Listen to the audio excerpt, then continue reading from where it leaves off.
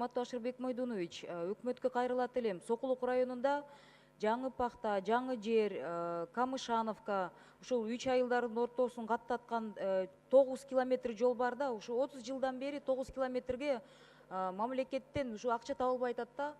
3 жыл депутат болуп жатам, 3 жылдан бери кайрылсам, кийинки жылга деп анан же 500 метр, 400 метрден ремонт кылып атышат да. Ашырбек Мойдунович, аякта деген 30 миңдей калкы бар бир эле айыл өкмөттө мисалы да. Ушунчалык густо населенный жерибизде балдарыбыз жөө басат мектепке. Чоң сураныч ушу өкмөттөн ушу бир мындай каражатты караштырып, бир 500 метрден эмес, жок дегенде 2-3 километрден жасатсак дагы 2-3 жылда бүтүрүп берсек жакшы болмок да. Бул бир маселе.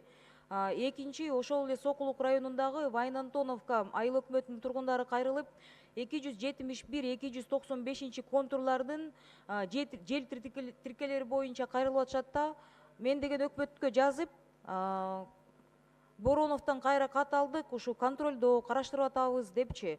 Трансформацияда кээ бир участоктор өтүп, кээ бир участоктор өтпөй алганынан мына регистрациядан бул кызыктай ситуация болуп атат да. Бир топ жарандарыбыз эми үйлөрдү деле салдык, жолдорун деле өзүбүз мындай тейлеп, өздөрүбүз деле уже мы скидываемся, говорит, там ремонтируем деп ошого чейин жетип атат да. Ушул именно ушул контурга көңүл бөлүп коюшсун деп суранат элем.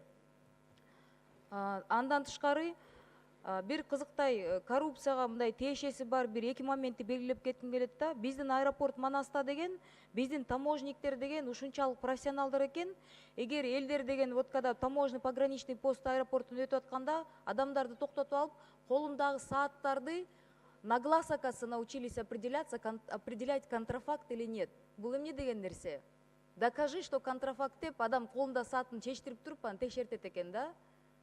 Это очень странные моменты, бул кандай же барып сүйлөшүп алыш керекпи деген мындай коррупционный моментта, ошого көңүл буруп коюңуздар. 21-кылымда канча миң конокторубуз келип атат, ар бир коногун сааттарын оригинал, не оригинал деп токтоп текшерсе, бул уят нерсе да. Бул деген сөздүн ачык эле коррупцияга мындай бир немени үмүт өткөн таможниктер болуп атат да.